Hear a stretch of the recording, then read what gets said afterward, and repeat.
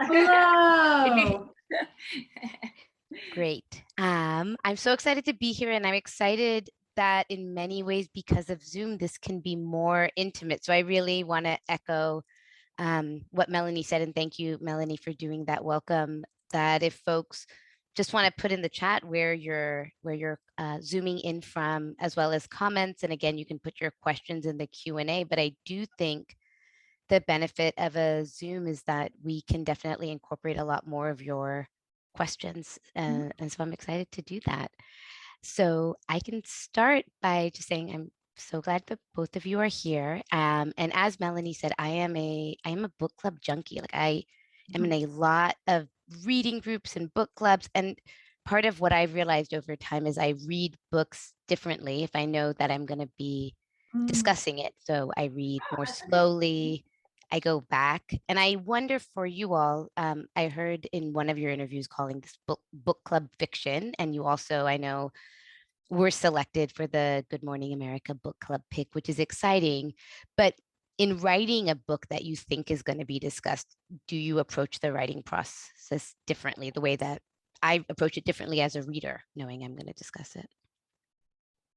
Yeah, I think so. We wanted to be really conscious throughout the writing of this book, and we were very mindful about giving people a lot to think about and talk about. Some of our we're avid readers like you, and have done this for a living too for a long time. And some of our favorite books and approaches to writing involve this idea of, what would you do? Like putting yourself in the character's shoes where they really face high stakes dilemmas, or that they would have experiences where two reasonable people might disagree about the decisions that they've made or something that they've said or an approach they've taken on the page, right? And so we try to be really intentional about building in a lot of those high stakes scenarios and situations, and so that people could say, no, I don't know why she did this, no, she would have done that, well, if I was in her shoes, I can't even imagine that I would do that. And that gives a lot of fodder for people to talk about. So for sure, yes. And I imagine, I love that people know each other because people are like, "Hey, Sam." I like Oh, that, I I know. like that, this is like everyone, people know each other. Someone just finished the book. Rachel Love just finished the that. book last week from Michigan. There's people here from Texas. This is very exciting. I So love in it too that people can be from all over the place. I mean, that Yeah. is as disappointing as it sometimes can be to not be in person, because that is also so nice too to be together. But it also is nice to see people from Grand Rapids, I know. which wouldn't be possible. Thank you, Rachel. Yeah, I just wanted to add to what Christine said. We were very mission oriented with this book right from the start. Like we knew that this was it was a subject that would provoke a lot of conversations and a lot of opinions, and so we were always mindful of that. But it was so interesting to have two of us because I think we were also like it was almost as if we were having a book club conversation while we were writing the book. Because as things would come up, we were kind of a check and balance system for each other too. It's like, well, what do you think? Like, what kinds of questions would you ask as a reader here? And when you're a solo novelist, you don't have that opportunity because obviously friends read your book and like early readers read your book and editors read your book, but no one cares about your book as much as you care about your book. So to have another person as invested as you are is this incredible gift, I think. And I'm curious about, because obviously, I mean, I was thinking before, I went down a rabbit hole after I read your book to be like, writing a fiction book with two authors seems so much harder than a nonfiction book. But then there's these lists of like our favorite books of the year by multiple authors. And I was like, oh, this is apparently a thing that I know nothing about, but it feels really hard because these characters are in your head and you're bringing something, from your head to life. And I was thinking about the process, like the process that you went through in developing your characters, because in some ways, when you were saying it's mission oriented, they obviously are seeing the world and experiencing it differently because of race. And yet you don't want them to be defined by their race. And so I imagine that there is this balancing act between being like, she's black, so this is what she's feeling. She's white, but then not trying to. And I guess I'm curious about ways in which you balance trying to make them individuals while also saying they're experiencing these things because of race. And I was thinking, particularly in the story, there is some discussion about Riley, who is the Black woman character, not sharing some things with a white boyfriend because she's fearful of ways in which sharing certain stories might reinforce certain stereotypes. So she doesn't want to share all of her. And I'm curious about the two of you going through that same process and the evolution of these characters. Mm-hmm. Well, we talked a lot, before we were, going to get words on the page. And I think that that was so much a part of character development. Who are these women? First and foremost, like race aside, racial experiences aside, who are they at their core? Why? How do they move in the world? How do they relate to each other? Essentially, before even adding another dimension, because as you said, we were very cognizant about not having them be caricatures or representatives. Like, this is a Black woman in America, and this is a white woman in America, and they're the two shall meet, is so much the antithesis of what we were trying to do, and is also impossible because nobody can represent a white person in America, nobody can represent a Black woman in America. And so we were really clear about just seeing them through the lens of their own personal stories, struggles, motivations, experiences, that then we created together whole cloth through our imaginations and informed by our experiences, but also in concert with each other with a lot of brainstorming and discussion and, thinking about them like they were real people and real friends of ours. And is crazy making as that might sound. Yeah. Well, because I've done it both ways too, written a book on my own and then collaborated, I think the difference is the characters have to come alive, like verbally. Like, you have to communicate it to the other person from the very beginning. So like, we just had to have so many conversations. We had to have a really robust outline. And then the narrative can move itself and it can flow out of your brain, like individually, as we were each going and writing different parts of the book. But we really had to know these women, and we had to agree on who they were from the outset, because then it wouldn't have worked as well as it did, I don't think. And I just want to add one thing about what you said about Riley's decision making, about some of the things that she has withheld. What's interesting to me, and this was something we are mindful of too, is that is in the context, and this is not giving anything away for those people who haven't read the book yet, but that is in the context of Riley's overall decision making. That is not necessarily, a part of it is a racial, there's a component to it, but part of it is that Riley is just a very buttoned up, compartmentalized person who stuffs any and all complications down, in favor of just like going and eyes on the prize. And so that affects a lot of her life, her relationships, her family, and race, of course, and some of the trauma that she deals with in that way. But it's all part of a bigger picture of what her personality is. It's not like, this is how Riley deals with race. You know what I mean? Everything is not separated. So are there versions of, like, I'm just curious if you can share any, like, the versions of the two women that didn't make it, right? Like things that. Oh yeah. Well, Riley had 5 brothers at one point in time, and they are now in character heaven, I like to say.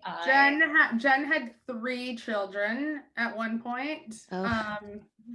And Riley, their names were always Jen and Riley, actually. No. They're the only name. No, Riley had a different name. Riley was Kim. Kim, yes. God, really jazzed. Wow. Was it also a nickname? Was it a name she gave herself? No, I think that's why we ended up changing it. Yeah. And that was also so early days. It was like the first paragraph we ever wrote about the book. We changed the first chapter probably 50 times. It was the hardest chapter that we wrote. And so since this is a Center for Fiction event too, I think that's really interesting to talk about with other fiction writers, to say, I think that the first chapter is often the one you're definitely going to change. And so just write it. Just freaking write it, get it on the paper, and move on and start writing chapter 2 and chapter 3, because you can change chapter 1 and you probably don't know what chapter 1 is until you finish the book. Because I always think that the beginning and the end should kind of bookend each other in an interesting way. So yeah, writing that, the prologue was always there, but chapter 1 changed over and over again. And I think the tonally, I think one of the things that we tried to work on, and that might have changed throughout the book as we endeavored to find exactly the right balance, is how much conflict they had in their relationship or not. Do you know what I mean? Like how they related to each other and when they were going to have this push and pull was sort of ever evolving. And so there were some scenes, moments, you know, where they talked that were new additions, some that got removed, right? Like in the spirit of figuring out that balance. So it wasn't like their characters or what they were going through fundamentally changed, but there were like calibrations along the way in terms of what they said, remembered about their relationship, and thought in the present moment that, you know, we needed to tweak to have this balance of they love each other, but they're in conflict. They love each other, but they're in conflict, right? Which is what we all experience in our relationships on any given day, right? Yeah, and I feel like that is a good transition to a question just about your own friendship and writing this together. I'm curious about how your friendship changed in terms of the way that you related to each other and understood each other over time, over the process of writing this book. Yeah, I mean, I think our friendship it evolved from just because we haven't done our meet cute, which we do in so many of our events. Christine was my editor before she was my co-writer. She edited my book, Charlotte Walsh Likes to Win, and we became close doing that. She came with me on book tour, which was a road trip through the American South, with our other mutual friend, Glynis McNichol, and editors don't do that anymore. And she was so hands-on, and we just spent like so much time working on that book. And then we did another project together, which was a spin-off book from the TV show Younger, which is set in the world of publishing. So people who love books tend to love the show Younger. If you haven't watched it, watch it immediately, except for the last season. Meh. And I know I keep trashing the last season of Younger. I can't stop. So bad. Anyway, yeah, it deserves it. It fully does. But so we wrote this book called Marriage Vacation that was like, we had no idea what to write for it. It was just a book in the show. We knew the title and we knew like one detail about it. We banged it out in 4 weeks in a Google Doc. And after that, we're like, we could probably write anything together. And Christine had this inkling of an idea, but we were professional friends. Like we weren't close friends yet. And when we started doing this, we had no choice but to become pretty close pretty quickly, because not only were we writing a book together, but we were writing a book about race as a white woman and a Black woman. So all of a sudden we had to break down all of these boundaries and really get into it. And for me, especially as a white woman who's mostly occupied white spaces, I don't have many close Black friends, outside of work friends, people that I get a drink with, but people in my inner circle. I had to really dig deep and do a lot of work and a lot of listening to, get to the point where we could be comfortable together writing this book, where Christine felt like she could come to me with anything and I wasn't going to be defensive or weird or any of the other multitude of reactions that white people often have when we're talking about race. So it was a process. There was no big aha kumbaya moment. It was 3 years of us like being uncomfortable and then being great again, and then sometimes getting more uncomfortable. And sometimes, much like in the book, there were these silences. Like silence is almost a character in this book between these two best friends. Christine and I didn't talk, or we would only talk on text for like 2 weeks at a time, and there's just no nuance or tone in text. And then you think everyone hates you when all you're doing is texting with them. And that ended up in the book too, those kinds of silences and the uncomfortable places that we go in a friendship. But I think getting through that, and then I'll let Christine talk to this, I think our friendship is so much stronger. Like we're just closer. We're actual like real life friends now. Like I would happily like go on vacation even when we didn't have to write a book together with Christine if she wants to come with me. That's the highest honor in the world. No. Like vacation friend is like a high bar. That is, it's top tier. Like, yeah, you were gonna do like the Maslow's hierarchy of needs. Vacation is the top. Wouldn't it be funny if I piped in and just disagreed with all of that? I know. I've been thinking that it would be awesome. I'm a little bit more. I think it'll be very exciting if there's anything that you disagree with. Yeah.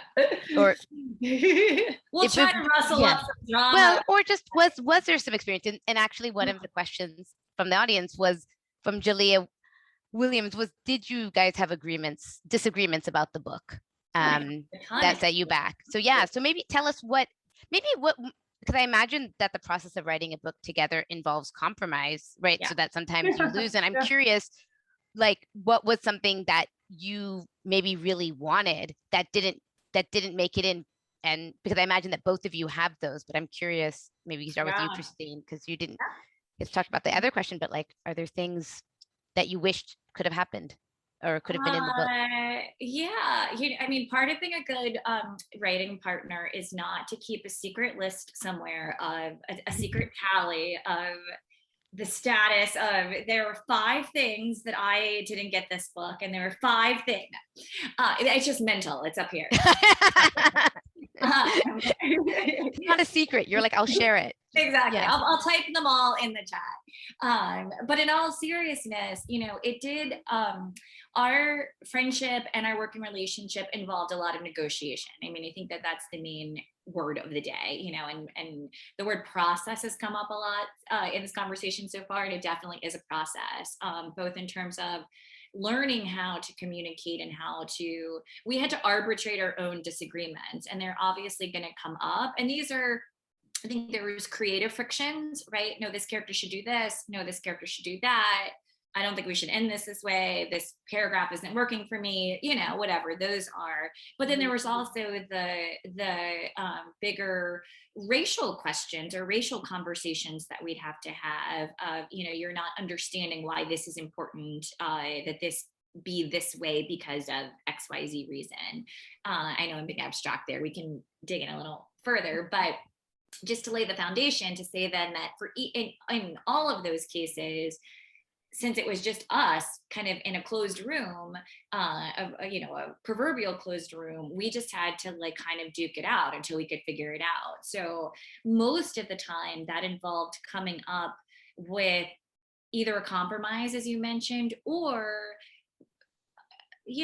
which is always the case in a business relationship or marriage or what have you, persuading the other person, right? Like, no, this is why this is important. And I think if we see it this way, it makes sense for us to do X, Y, Z reason. And then the other person agreeing with that, right? And I think over time, you do, for a successful writing partnership or collaboration or marriage or friendship, those balance each other out over time. If it's always one way, somebody's bullying you into their way of thinking or decisions, that doesn't work. And if it's the other way, always the other way, that doesn't work. Resentments can add up very quickly. And so you go back and forth, and a key part of that we learned was really about trust, right? Like trusting the other person that they're making the best decision for the book itself and the story, and not just have it be about ego or I'm right, I want this to be right. But like, really, why are you digging in so hard on this? Like, why do you feel so passionately about this? And that was a factor. If you feel strongly about something, there would be a lot of times where those words were actually exchanged. Like, you seem to feel more strongly about this. Sure. Let's go in this direction. Let's leave it like it is, or let's not change it, or what have you. And so we got really good about saying, this is important to me. I don't want to cut it, or I don't want to move it, or I think this needs to be here for XYZ reason, and advocating for our choices in a way that didn't feel adversarial, right? That wasn't about friction, but just about, this is why I feel this way. And over time, we never had anything that remained unresolved, right? I don't think so. I can't think of anything unresolved. Can you, Joe?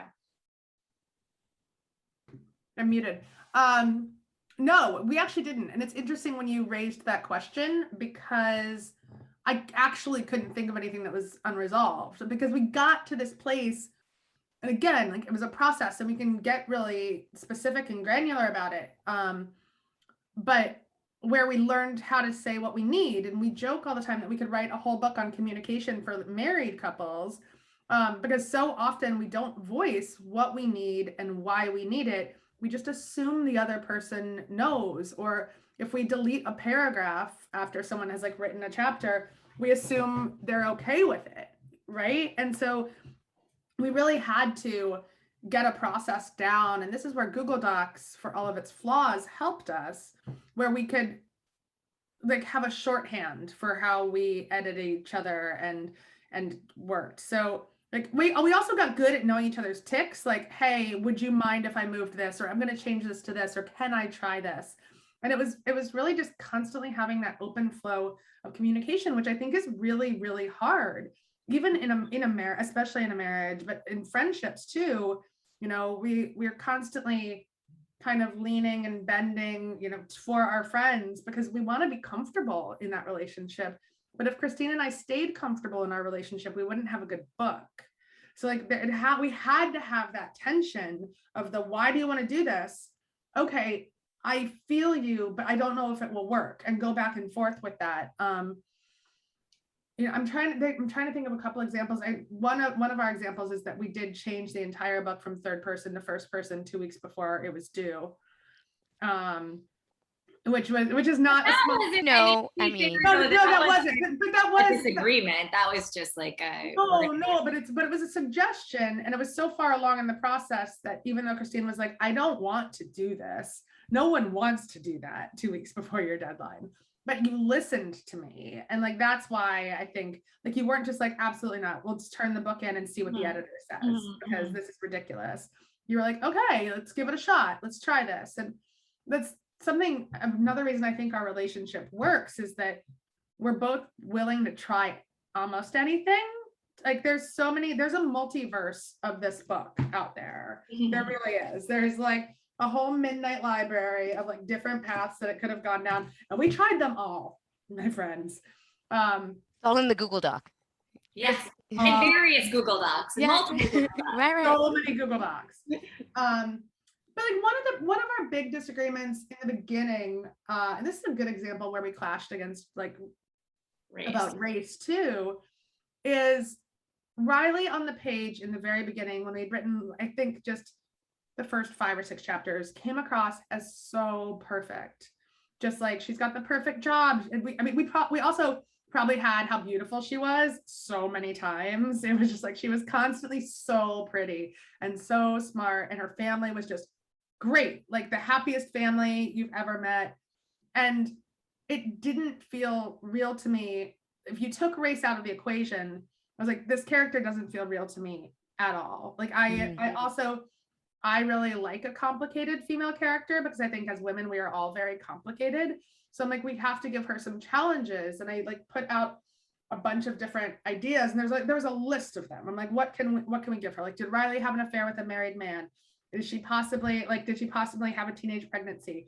Are her parent, like, did her dad have an affair with one of the church ladies, and now everything is awkward when they go to church? Does she come from a broken home? And there are a lot of, like, again, a whole list, but there are a lot of things that Christine was like, so many of these end up becoming stereotypes and cliches of a Black woman on the page or on television or in movies. And I don't want to do these. I want to stay away from them. And for me, I was so frustrated, and I kept saying, but this isn't about race. This is about the character. This is about making a good, interesting character that people want to dig into. And I did not see early on that it was about race. And that really hurt Christine. And it shut down a lot of our conversations going forward, until we could finally have a conversation where Christine said, this is like, I need you to see this is about race. I need you to see this and think about this like this. And that was a big turning point in our relationship, because I was like, this is just about a good book. And she's like, but it's also about so much more. And like, and then I asked, like, I said, all right, you're telling me why this is important to you, and I'm hearing you. And Christine also said, well, you know, we don't need to complicate Riley, because she's already like, she already has so much on her shoulders. She's already the first Black woman in her family to go to college. She already like feels the weight of all of her ancestors. She already has all of these outside forces working against her. She's always the only Black woman in the room, the only Black woman at the news station. And then I said, well, we also don't have that on the page yet. So like we didn't like that then like really showed us and built out Riley's character so she became so much more three-dimensional, but we didn't have that on the page. And we needed, like, it was, I think a lot of it was like Christine knew it, but we had to show all of the readers. And I think that a lot of the Black women readers, because we wanted to write this book for both Black women and white women, which is a challenge unto itself, would have inferred that. But we also had to show instead of tell. And so we figured out ways to do that. We have the scene where Riley comes into the church and she feels all of the church women watching her and she feels so nervous and like just so, she's like, am I doing everything right? And her conversations with her mother and her difficult relationship with her mother. So it was a big tension, but it was a tension, I think, that ended up, first off, our relationship got a lot better. The ways we talked about race got a lot better. And then our character got a lot better. Like, so, I mean, it was win-win all around. Thanks for sharing. That was I was gonna say I was like, did you decide that Riley kills plants? Because that's what happens, I feel like, in the first chapter, and you're like, that's allowable. She's very flawed. yeah.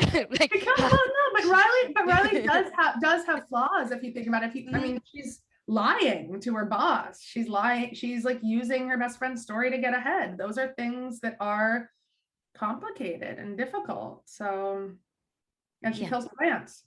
Yeah. I saw that and I was like, oh, I see you with the different not perfect parts of the characters. story resonate with different people differently, you know. Some parts really hit home for people. Christine also kills plants. Behind me is very fake.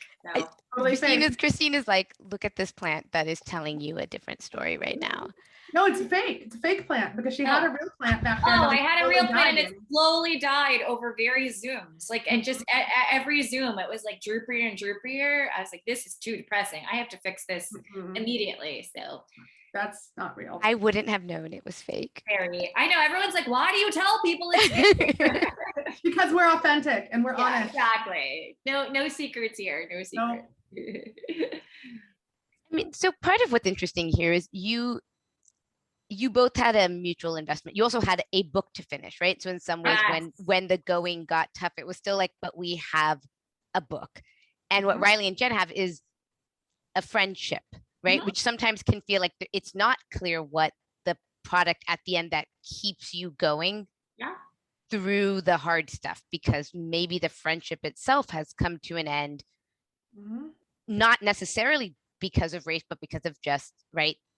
Yeah, we've grown apart. And I guess one of the questions around like the encouragement, right, this sort of like have hard conversations, is in the absence of like a clear, like there's a clear win for us if we can make it through this, right? We can publish a book together, we can do this thing. In the absence of that, and in the reality that friendships sometimes end or fade, right? Like, how do people then sustain themselves? Like, what is the encouragement to have hard, challenging conversations about race? Yeah, I mean, or hard, challenging conversations in general. Yeah.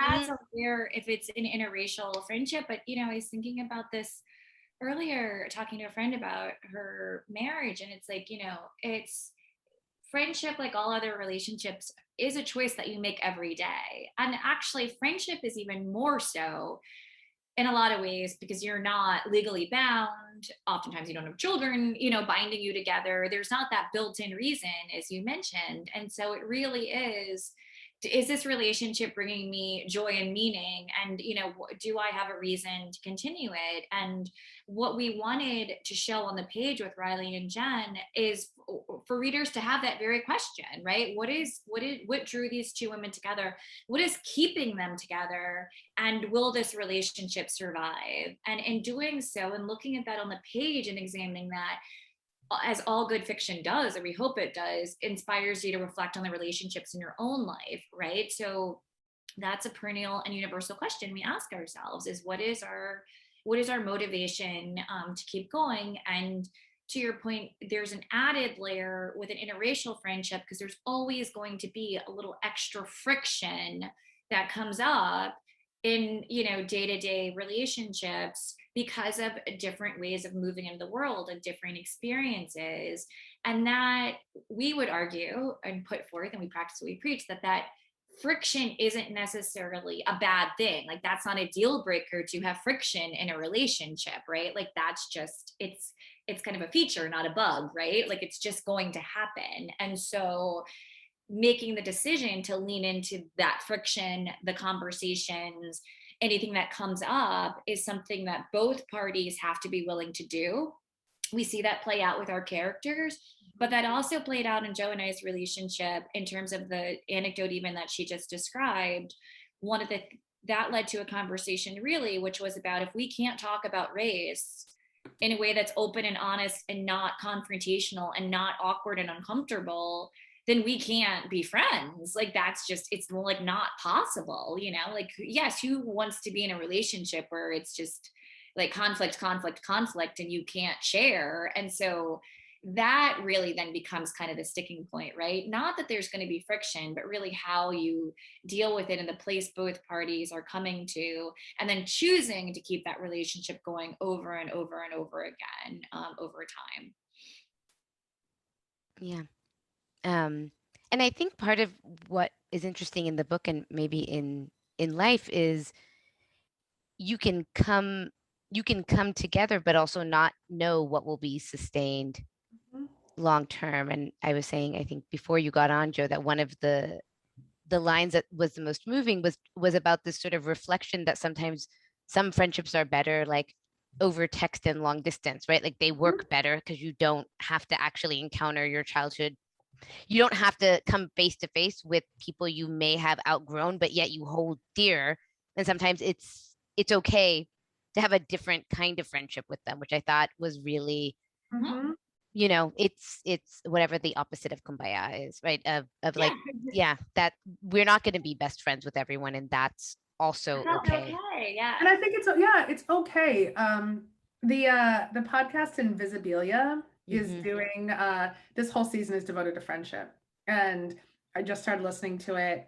It's incredible. And the first episode really talks about how we have no guidelines. Like, we expect friendships to last forever. We don't talk about different friendships for different phases of our life. We don't talk about how to properly do a friend breakup or how to phase one kind of friend into a different kind of friend, because there's no, frankly, it's not respected as much as romantic relationships have been. But I was at a book club event 2 days ago, and a 65-ish year old woman asked me, she's like, how did these two women stay so close if they were moving around all the time, like for the past 10 years? And Jen, we never say their exact ages, but Jen and Riley are about 33. They've had some kind of social media since they like were separated. And with my friends from college, I still feel like they're in my pocket all the time. Like, I see them on Instagram all the time. I see them on Facebook. I text with them all the time. I feel just as close to so many of them that I haven't seen in 5, 6, 10 years. So I do think it's an interesting generational thing too. Like, what kinds of friends do you have and how do you stay close to them? Yeah. And what do you know about their lives from social media? Like, it's an interesting thing versus And also there's the interacting friendship with where them. there's something so beautiful about catching up with a friend that you don't see every day, and then you have, you know, twice a year you have a 2-hour conversation and you kind of download on everything. And then there's the friend who knows like what you ate for breakfast, what's happening, your presentation tomorrow, did you nail it, didn't you, how's the book going, right? Like the daily transactional. And both of those are very different, but they're equally valuable, right? Like they both serve different purposes. And what's interesting though in the book, like we really tried to give, obviously our characters, as we try to do in fiction, give our characters a lot of stakes and obstacles and things that they're dealing with. And one of the things that they're dealing with is this idea of how would their friendship change if there were these terms, meaning they were long distance for all these years, and then they changed to these terms, meaning they are together in the same city. Like, that's a big sea change. Like, I have a best friend from growing up, Julie, from first grade. We've always been long distance friends.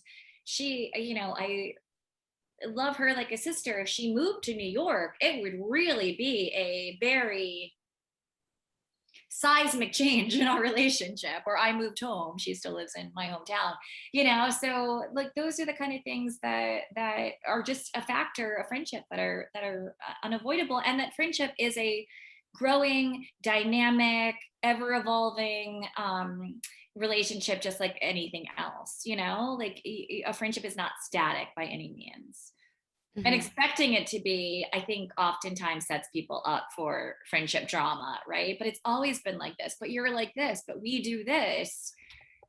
Yeah, and that people are changing at different rates. Exactly. Yeah. I'm just watching the time. I'm just letting folks know, if you have questions, you can definitely put them in the Q&A or the chat, because we can read them, and I think eager to answer.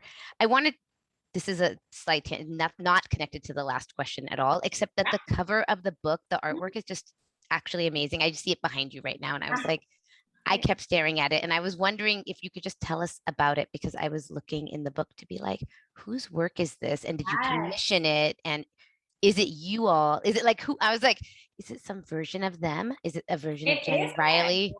It's no, it's such a happy story, because there might be some publishing people here at this event tonight who understand that covers are very fraught process, with a lot of people having a lot of opinions, including the authors, but definitely the editor, the publishing house. There's a lot of cooks in the kitchen to create something that is ultimately so subjective, right? Like, everybody has an opinion, but really not based on anything other than their opinion, right?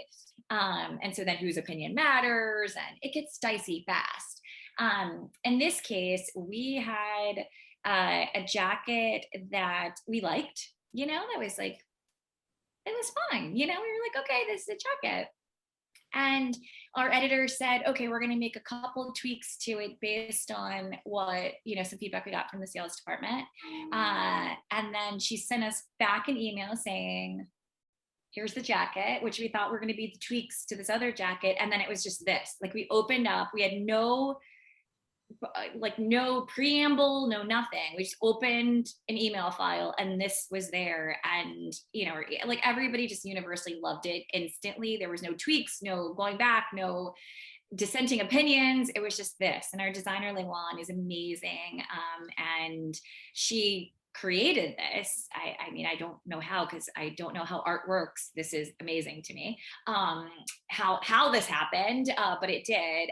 And we were really truly obsessed with this jacket. So I'm glad you asked about it, because it gives us amazing to talk about Lewan and how amazing she is. So. Well, it's also amazing when things happen, like when someone creates something and then everybody is just happy and they're like, oh, that's it. It never happened. It never happened. That's not how the book happened. That wasn't just, it just evolves. And I think it's true. It's been interesting to see, like, the power of a cover is, a lot of people come to books for a lot of different reasons, right? Like, you hear about it, your book club's reading it, you saw an article, you listen to a podcast. A lot of people see a pretty cover and pick it up, right? Like, and I think that our book has really benefited from that, it being so vibrant and eye-catching. Even if you don't know what it's about, you see it on the table at Target, you're gonna just out of curiosity, oh, what is this? And then hopefully from there, you're enticed by all the other things you read. But that really matters. And it's just been interesting, kind of an editorial experiment, to really see the degree. On Instagram, people will say, oh my God, I picked up this book because it's so pretty. And then I read it and I loved it, and loved it. And I feel like that kind of conversation is always like, oh, covers are so subjective. And you're like, sometimes everybody likes it, right? Like, sometimes actually, it's just really good. Yes. The title and the cover were two things that we had from the very beginning, or at least that didn't go through lots of iterations of, let's try this, let's try this, let's try this. Which is also rare. And so Yeah, it's nice. they're both It's great. actually nice when that sort of thing comes together pretty seamlessly, because it allows so much more emotional energy and conversations, to be about other stuff. You're not spending meetings, discussions, talking, about who hates the cover and why, and how we're going to fix the cover. And, that takes a lot of energy. Once everyone is on board, all that energy can be like spent on other creative ways to publish the The book. book, yeah. The book itself. I feel like I've been listening to a lot of your past podcasts about the book, and there's always conversations around having hard conversations around race, or courageous or brave. And I guess I'm curious about, do you think there are also just conversations about race that don't have like friends have conversations about race without an adjective in front of it? And what are those conversations like that are just easy conversations about race, or just conversations, or do they always have to have like the adjective that makes it like a quest, a thing? I think one of our hopes, and I'll let Christine chime in, is that it could just be a conversation, that it can move to the place of just a conversation in the way, that I think that we hope that, putting the word female writer, woman writer, or Black writer in front of the word writer, we're all just writers. And so like it really is our hope that, and especially when people can read the book and then have these conversations without having to get personal first, when they can start the conversation about race, about a fictional character, that then it can just feel like a conversation. But then you can start to get a little deeper and talk about your personal experiences too, so that we don't have to say this is a very special conversation we're having. We're just two human beings talking about being human beings in the world. Yeah, I think it's interesting because we do, and we've done this. We talk about hard conversations a lot. We talk about leading into them and so forth. And I think it's kind of a double-edged sword, or twofold. It's this idea that we want to acknowledge that these conversations can be hard, right? Because if you just walk around saying that they're easy, one, that's false. But also, I think it sets people up to be like, well, then why do I have these conversations so easy? Like, why do I feel uncomfortable? Why am I scared to bring this up? Why am I worried about this person's reaction, right? And so we want to acknowledge that, but we also want to acknowledge the fact that these conversations do get easier, right? Like the initial, if you're talking about something with somebody that you've never spoken to about this before, or you're sharing an experience as a person of color that might be really hard, or something like that, then that's always going to have a level of maybe even danger, right? I mean, in the extreme, but also just feel fraught. And yet when you come to that person, if you have a good conversation and you come to that person the next time, and the time after that, and the time after that, then it becomes easier. So what we try to emphasize is the idea that the conversations don't always have to be hard. No, they might be. That's not an excuse not to do it. But then it's like a muscle. You get used to having these kind of conversations, and you get, sort of a fluidity with them, and you build a rapport with another person. And that becomes just a lot easier to broach, and a lot more comfortable for both people, because trust has been built, and that's what's key. Well, and I love what Christine said, because we say that a lot about the building of the muscle, right? Like if you haven't had conversations about race, it's not going to be easy in the beginning. And so one of the things that we've been doing is we get a lot of readers that say, I would really like to discuss this book with someone who has nothing in common with me, or who is very different from me with regards to race or age or gender or geographic proximity. And so we've kind of become like Tinder for readers, where people can like slide into my DMs at Joe Piazza Author on Instagram, or at C Pride for Christine, or email us. Just find us on the internet. It's so easy these days. Yes, we're there. Hey, and then you'll match them. And we match them. What? I can't believe this is coming out at the end. And we'll match entire book clubs too, to talk to each other. Because also book clubs end up being very segregated. Sister book club. That's sister book club. We're doing a big one, and there's a big group in Texas getting together. It's 3 different book clubs that all had different demographic makeups, and they all read different things, and they're all even scattered. One of the book clubs is more national, and they're all going to get together to talk about the book. So it'll be a bunch of white women, a bunch of Black women, a bunch of Latino women, mothers, non-mothers. Yeah, I mean, it's going to be great. So I'm doing 2 in Philly right now, and again, like everyone, when we first talk about it, people assume it's just Black and white, but mothers, non-mothers is a really interesting binary too. Well, and it's a really present theme in the book. It's a really present theme in the book. We have so many mothers, from Jenny trying to get pregnant, to Tamara, whose son is shot, to Cookie, whose son shot him and who is just trying to protect her son. I mean, there's just so much there.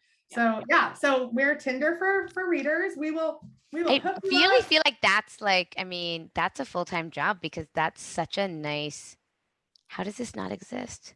Well, and it's also, I mean, this is part of the like what we wanted to do that way is, like, I mean, we wanted to write a good book, for sure. And you mentioned earlier something about, like, do these conversations, or, why these conversations always have to feel so fraught, and people do. And I think even for the book itself, sometimes when we get the reaction of like, I mean, I love the book, like I was so entertained, or it was such a page turner, and then people feel guilty, like it's supposed to be like serious, and they're not allowed to enjoy it because it's such a serious topic, and you wrote a book about race, so we all have to have like our serious faces on, and that and so in the same way, we want people to have different types of conversations, and pleasant conversations, and open conversations about the book. But the key point is conversations. Like Joe's written a bunch of books. I've been an editor for a zillion years, and the whole motivation for devoting our careers to something like this is that readers connect. Like readers connect with material, but also importantly, readers connect with each other. And so anytime that you can have a book, a product, a story that can help readers connect with each other, that's just as important, we feel like, than the experience of reading it on the page itself. We want that to be fulfilling, but we also want readers to be talking to other readers. We've also decided that you can give it as a gift. So if you're like, I'm buying my mom We Are Not Like Them for Christmas, and she is this lady, will you match her up with a buddy read? So then you can say, Mom, on Christmas morning, your buddy is this person. So right, you're giving everybody your like early gift ideas. This is so good. Taking the thinking out of it. We'll do your Christmas shopping for you. Huh? There's so much happening. Okay.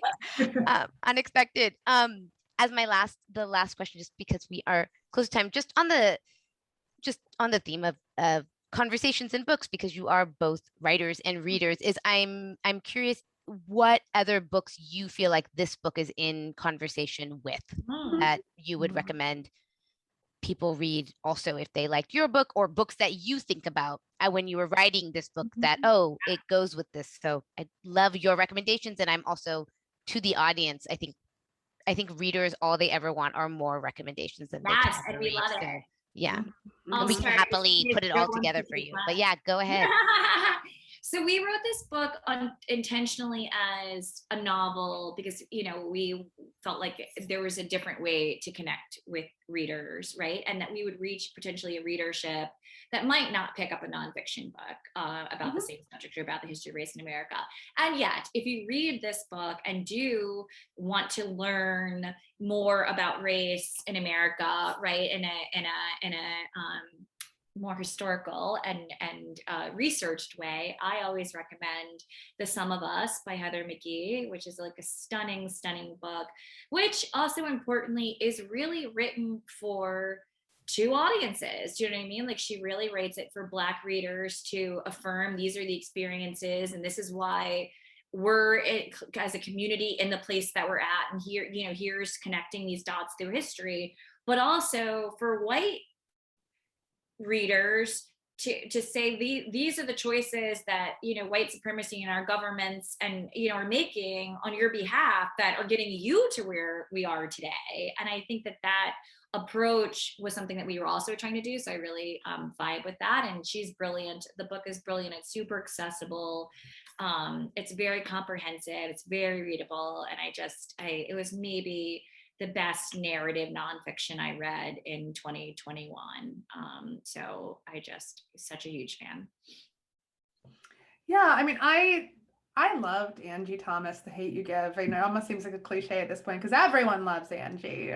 She's the best, but that's just such an incredible book, and the fact that it was a young adult book that touched an adult audience is so incredible. But I want to toot Christine's horn for a minute because she doesn't always toot it enough. Is she You're pulling out a horn. I'll reach for a visual. That's what I'm doing. Wait till I say it. What if I say something I know, else? it's gonna look like we planned this. Okay, What if I say something else? Is it The Girls from Bronzeville? Yeah, it is. It's Three Girls from Bronzeville. How did you know that? Because it's so good. It's so good. So Christine edited it. Sorry. Christine edited this book, and it's by Dawn Turner, who is just a gift to the world. And Christine does not say enough. Well, she does talk about it a lot because she loves it. But I want to say, because Christine is an amazing editor, that she deserves to talk about Dawn and how wonderful this book is. Such a great holiday gift too, if anybody's looking for holiday gifts. I love that this turned into an entire holiday gift. I know. episode. Well, it's the season, right? So you can get matched. You can obviously buy your book as a gift. You can also get matched with a book club or just another reader, right? Yep. Or you can buy one of these books. And You can buy one of these books. Yeah, there's and I love it. There's a link right there. Yes, and the links. Well, they already gave your Instagram link so people can slip into your DMs and get book Tindered away because you know. Christine, should we also talk about Invisible Child, because we love to tell everyone to buy Invisible Child. Yes, I'm like, She's like, it's right behind me. That's so.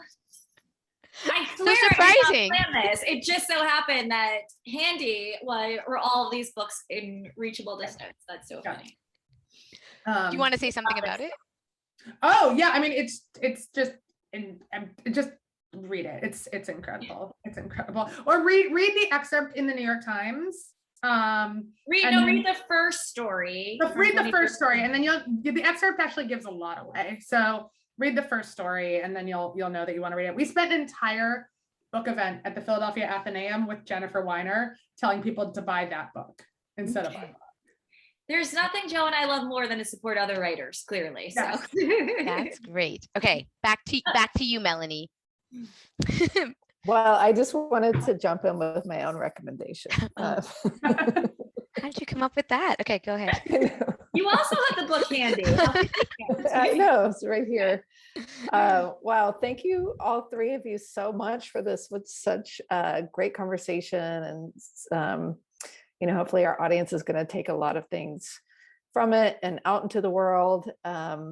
Make sure you pick up the book as a gift for everybody you love to help facilitate those conversations, and buy it from us. And thank you. And thanks everybody for coming tonight. Thanks for coming, guys. All right.